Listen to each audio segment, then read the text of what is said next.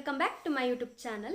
ನಾನಿವತ್ತು ಟೆಂಪಲ್ಗೆ ಹೋಗ್ತಾ ಇದ್ದೀನಿ, ಆಂಜನೇಯನ ಟೆಂಪಲ್. ಸೊ ನಮ್ಮನೆಯಿಂದ ಒಂದು 1 ಅವರ್ ಇದೆ. ಸೊ ನಂದು ಹೋಟೆಲ್ ಆಗಿದೆ, ಇನ್ನು ಹೋಗೋದೆ. ಎಸ್, ನನ್ನ ಚಾನಲ್ ಸಬ್ಸ್ಕ್ರೈಬ್ ಮಾಡಿದವರು ಬೇಗ ಹೋಗಿ ಸಬ್ಸ್ಕ್ರೈಬ್ ಮಾಡಿ ಅಂತ ಹೇಳ್ತಾ ಈ ವಿಡಿಯೋನ ಮುಂದೆ ನೋಡಿ.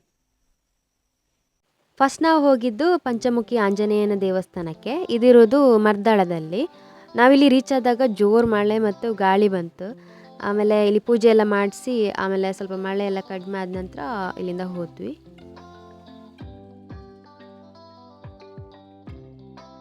ಆಮೇಲೆ ಇಲ್ಲಿ ಆಂಜನೇಯನ ಮೂರ್ತಿಯನ್ನು 2018ರಲ್ಲಿ ಸ್ಥಾಪನೆ ಮಾಡಿರುವಂಥದ್ದು. ಆಮೇಲೆ ಇದು 5 ದಿಕ್ಕಿಗೂ ಮುಖ ಮಾಡಿರುವಂಥ ಮೂರ್ತಿ, ಹಾಗಾಗಿ ಇದನ್ನು ಪಂಚಮುಖಿ ಅಂತ ಕರೀತಾರೆ.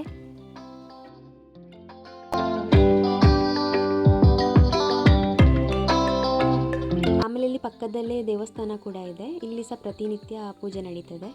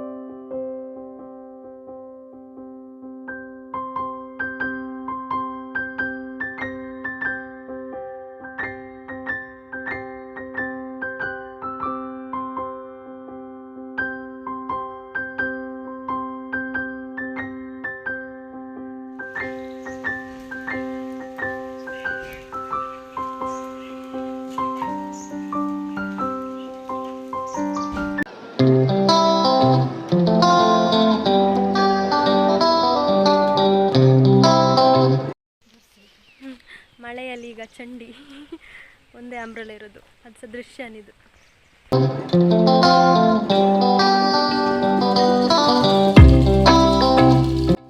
ಅದಾದ ನಂತರ ನಾವು ಹೋಗಿದ್ದು ಸೌತಡ್ಕ ಮಹಾಗಣಪತಿ ದೇವಸ್ಥಾನಕ್ಕೆ. ಇಲ್ಲಿ ರೀಚ್ ಆಗುವಾಗ ಸ್ವಲ್ಪ ಸ್ವಲ್ಪ ಮಳೆ ಬರ್ತಾ ಇತ್ತು. ಅಂದರೆ ತುಂಬ ಜೋರಾಗಿ ಏನು ಮಳೆ ಬರ್ತಾ ಇರಲಿಲ್ಲ, ಹನಿ ಹನಿ ಬೀಳ್ತಾ ಇತ್ತು. ಆಮೇಲೆ ಇಲ್ಲಿ ಮಳೆ ಬಂದರೂ ಸಹ ಪೂಜೆ ನಡೀತಾನೆ ಇರ್ತದೆ.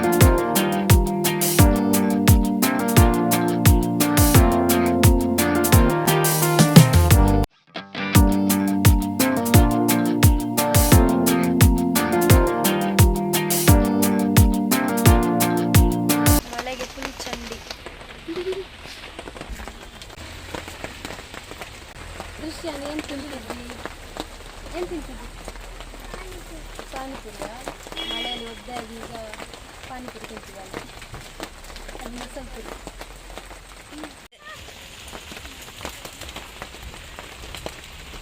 ಚಂದ ಉಂಟಾ?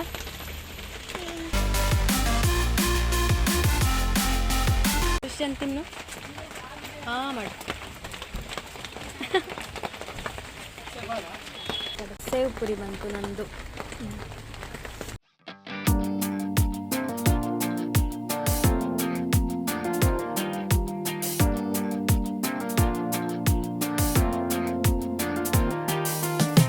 Whenever you get lost, I will be there for you. I'll pick you up when you are down, down.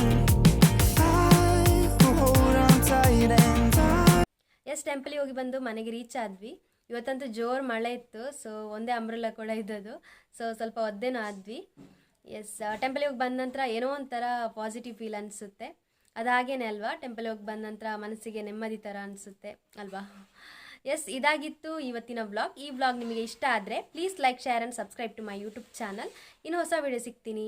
Bye.